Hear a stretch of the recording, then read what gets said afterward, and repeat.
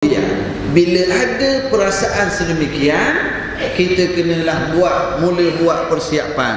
Yang mana saya yakin ramai di kalangan kita yang sedang dah mula warm up ibadah, kita kena buat persiapan yang menunjukkan kalau kita bersungguh, kita akan buat persiapan.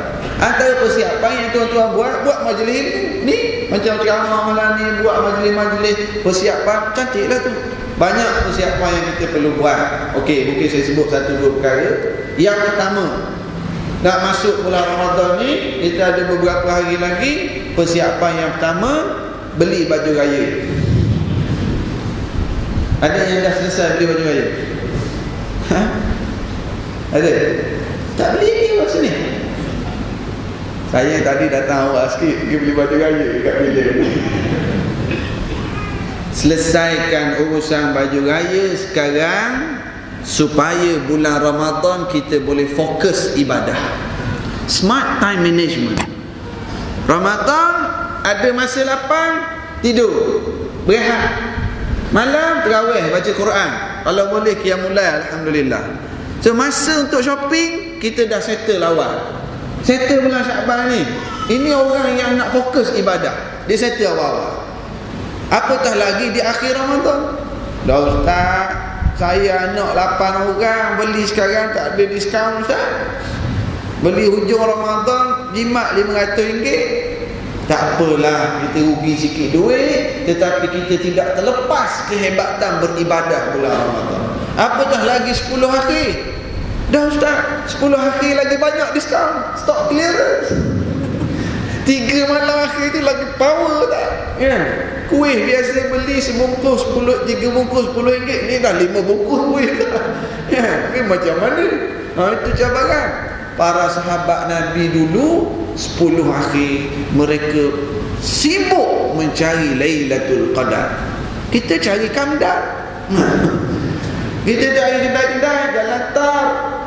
Mana-mana tempat 10 hari. Sebab itulah persiapan pertama, esok hari Ahad pergi beli baju raya siap-siap. Bukan saya bergurau, saya serius. Dan saya pun buat, alhamdulillah lah. 2-3 tahun dah buat dah. 2-3 tahun memang kalau ceramah Syaban, saya akan suruh orang beli baju raya, supaya Ramadan kita boleh fokus. Kemudian al-ilmu, ini perkara yang sangat penting. Supaya ibadah kita menjadi ibadah yang berkualiti, memang kena refresh ilmu. Alah, biasa dah ustaz cerita bab bulan puasa. Biarkan, ulang. Repetition is mother of knowledge. Penting ulang supaya perkara itu melekat, sebati, dan kita menjadi bersungguh untuk ibadah.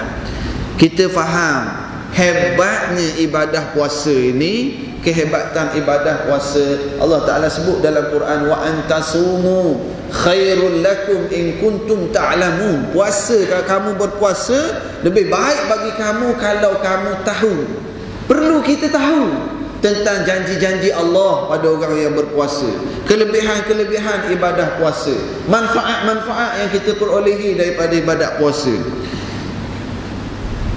Kereta kita biasanya akan ada tempoh masa kita kena servis kereta. Servis kereta biasa berapa kilo? Berapa ribu kilo? 5,000. Ada orang minyak 5,000, ada orang minyak 10,000. Servis sampai 5,000 servis. Kalau lah 5,000 ni kita tak servis, 8,000 baru kita servis. Macam mana enjin? Tak sihat sangat lah. Subhanallah. Hari ini diet orang-orang terlibat dalam perubatan, mereka memang mengakui bahawa sistem penghadaman manusia perlu kepada masa untuk kita servis. Perlu masa untuk kita beri sistem penghadaman kita ni rehat, nak baiki. Saya baca ada satu statement yang dikeluar, yang disebut oleh seorang pakar dalam bidang pemakanan. Dia sebut dalam satu majalah, Profesor Nikolai Vanilov. Orang mana ni? Pulau Pinang ke Kota Baru? Nikolai Vanilov dalam majalah pemakanan Moskow. Terjemahan lah, tak pandai bahasa Moskow. Terjemahan dia sebut, dia kata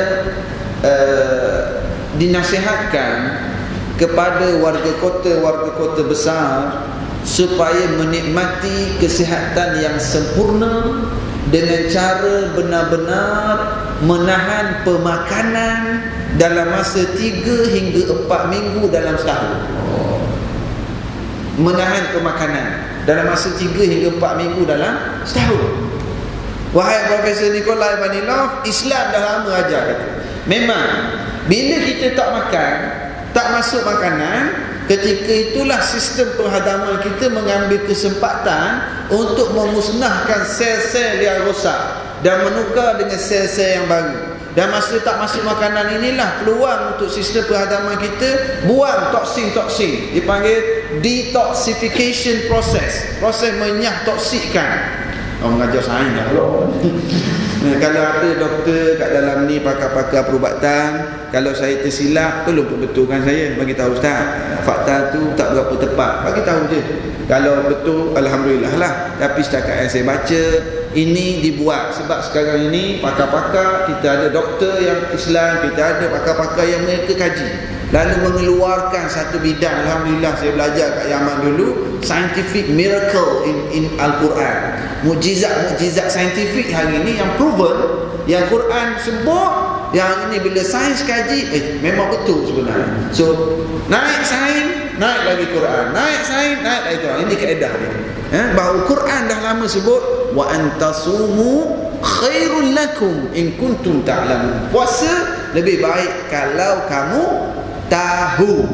Baru sekarang orang tahu keperluan detoxification tadi dengan cara berpuasa. Subhanallah, ini kelebihan.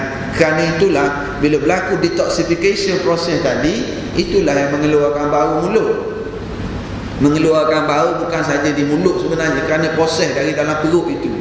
Sebab itulah dia berkait pula dengan bab bersugi bagi orang yang berpuasa. Dalam mazhab Syafi'i kata lepas zuhur makruh bersugi, tapi Imam An-Nawawi, ulama dalam mazhab Syafi'i sendiri, mentarjihkan, menyatakan bahawa tidak makruh, boleh bersugi lepas zuhur pun, kerana bau itu bukan datang dari mulut, yang datang ialah dari dalam.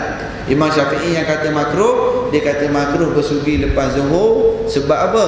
Sebab ada hadis yang menyebut bau mulut orang yang berpuasa lebih wangi di sisi Allah daripada bau kasturi.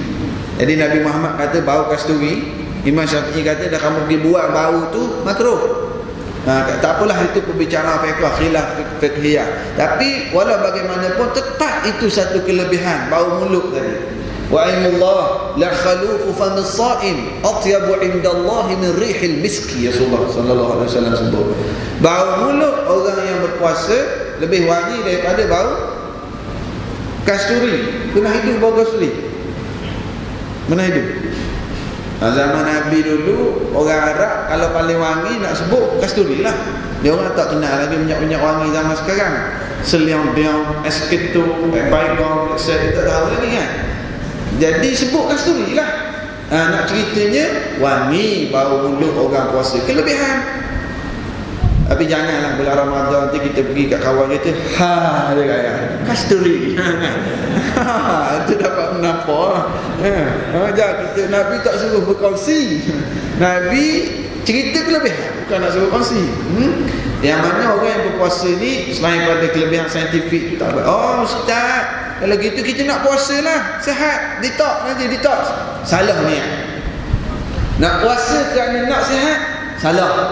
Kita ni either kita tahu manfaat hikmah saintifik atau tak tahu, kita tetap buat. Kenapa? Sami'na wa ata'na. Ini perintah Allah. Aku tahu kelebihan, aku tak tahu kelebihan, aku tetap akan buat kerana ini perintah Allah. Dan kalau puasa jadi sihat Ustaz, alhamdulillah. Memang setiap perintah Allah akan berakhir dengan manfaat kepada diri kita kembali balik. Ya.